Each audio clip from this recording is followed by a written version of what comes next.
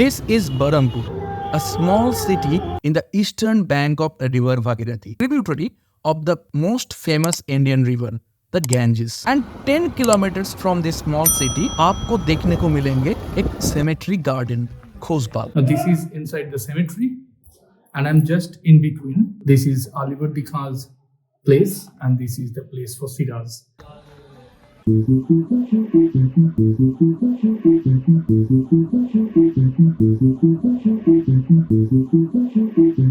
এই জায়গাটির নাম হচ্ছে খোশবাগ। নবাব আলীবর্দী দীঘা 1740 খ্রিস্টাব্দে এই খোশবাগটি উনি প্রতিষ্ঠিত করেছিল। কিন্তু অ্যাকচুয়ালি খোশবাগ মানে হচ্ছে কি জানেন তো sir? Khushbu bug.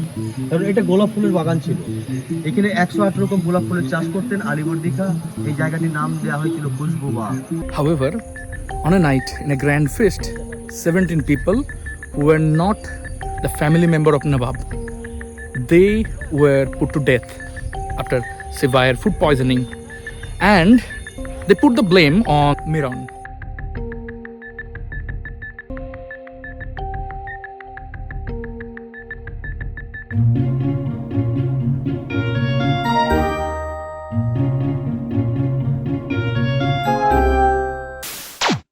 The British didn't arrive yet. Well, at least not in the capacity of administrator. And the Mughals were the rulers of India. Under the Mughal administration, India was divided into 12 subdivisions, and Bengal was the most important among them. During the 17th century and 18th century, Bengal was quite prosperous, and Murshidabad, the capital of Bengal, was one of the most important and prosperous cities in India at that time. Now Bengal at that time, उसका administration उतना भी simple नहीं था. Bengal was actually under total control of the Mughals. And अगर हम नवाब इस term के बारे में बात करें तो नवाब बेसिकली मीन्स अ मॉनर्क, जिसको उस एरिया का पूरा कंट्रोल और पूरा रेगुलेटरी अथॉरिटी रहता है, लेकिन बंगाल वैसा नहीं था. Now, Bengal and its capital Murshidabad. This is the place which was one of the most fertile places in all over India. So, पूरे इंडिया में जितना भी पावर्स था, उसका नजर बंगाल पे था. And one of such example was the 1746 जब मराठा पावर ने बंगाल के ऊपर अटैक किया था. During 1740s, Bengal was ruled by a very able and competent leader जिसका नाम था Alivardi Khan. He was a very popular among all his subjects. उन्होंने बहुत सारे प्लेसेस का एस्टेब्लिशमेंट भी किए थे. उनमें से एक इम्पोर्टेंट प्लेस है खोशबाग, जो कि अलीवर्दी खान और उसका फैमिली का एक सेमेट्री गार्डन था, और आज भी उसका रेमिनिसेंस हमको देखने को मिलेंगे.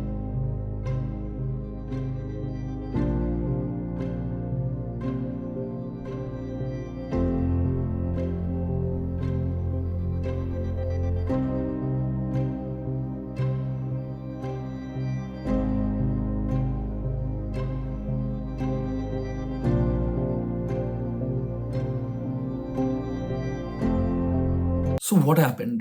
How did the British East India Company, they were able to beat a well-governed, a well-ruled, a well-protected Murshidabad? Well, the answer is they defeated the then Murshidabad ruler in the Battle of Plassey, जो कि 1757 में हुआ था.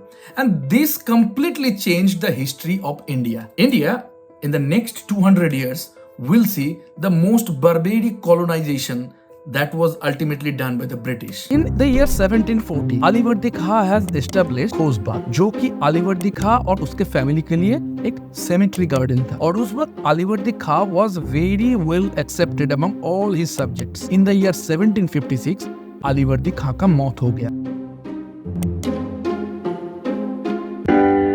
तो उसके मौत होने के बाद मुर्शिदाबाद का नवाब जिसको चुना गया था वो था नवाब सिराज-उद-दौला. लेकिन यहाँ पे एक प्रॉब्लम था, and all these problems were created by the conflict inside the family, and the conflict was mainly because of two things: the power and the money. And when Siraj was selected as the Nawab of Murshidabad, it actually deepens the crisis. Mirzapur, Ghasiti Begum, and many other family members, and one of the bankers of the then Murshidabad, Jagat Seth, जो कि नवाब family को finance करता था. All these people they actually were not happy with the selection of Siraj-ud-Daulah as the then Bengal Nawab. So they conspired. They conspired how to remove Siraj-ud-Daulah. So greed was the keyword behind this conspiracy. Siraj, when came to know about all these conspiracies, took some strict steps.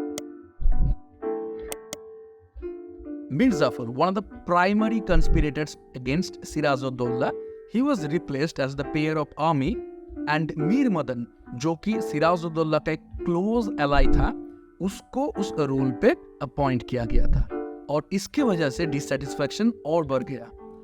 And then came the British.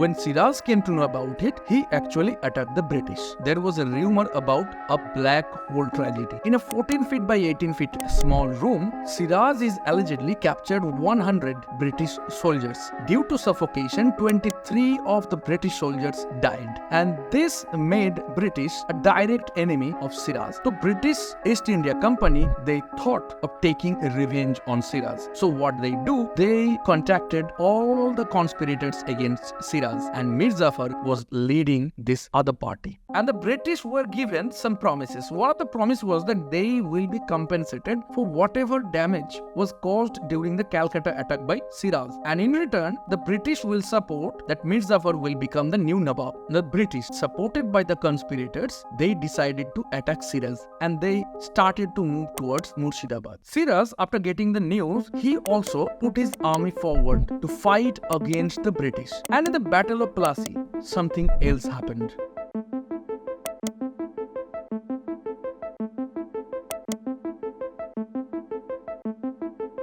Mir Jafar, as planned earlier, he informed the British to attack. During the sudden attack, the army of Nawab could not respond properly, and Siraj's army was beaten, and Mir Jafar on the battleground itself was declared as the new Nawab of Murshidabad. Now Siraj, when reached in the palace, he got the news he was actually betrayed by Mir Jafar. So he had only one option then, escape and get away from Murshidabad. But unfortunately, Siraj was followed and he was caught. And after all, on July 2nd in the year 1757, Siraj was actually executed by none other than the son of Mir Jafar, Miran. Now this is inside the cemetery and I'm just in between. This is Alivardi Khan's place and this is the place for Siraj. And this is another place in which in Murshidabad, the old history, the old generation, the old times meet together. And this is none other than Khoshbag. Now the place I am sitting right now, it is Khoshbag Mosque at my background, which resembles the Jama Masjid which is in Delhi. So whatever stories we have gone through in today's episode are just one part of the India's history and one integral part of the history of Bengal and Murshidabad, which was in that time a very important and probably the most influential provinces of India. The British felt it, before the Nawabs felt it, and before then the ancient India felt it. So this is the part of Bengal for which stories remained untold. These mosques, these cemetery gardens, all these stories, you won't find this in very big amount when you are reading India's history. Now I don't know the specific reason for that, but what I really want to request all the authorities is that please try to ensure that these places remain intact for all the future generations, because history always repeats. Now that is for now today. Thank you for watching this episode and please like and share this video and subscribe to the channel and wait for the next story that I'm going to bring through this deep and brief.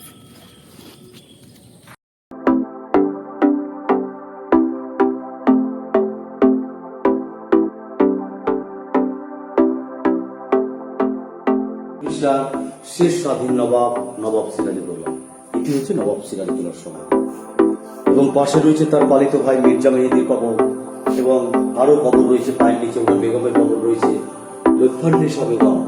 যে লুৎফা বেগম নবাব মারা যাওয়ার পর পাগল হয়ে মারা গেছিল এবং নবাব সিরাজ-উদ-দৌলা মারা যাওয়ার পর উনি অনেকদিন বেঁচে ছিল, জীবিত, কিন্তু পাগল হয়েই ছিল আর পাগল হয়ে মারা যায় খোশবাগে।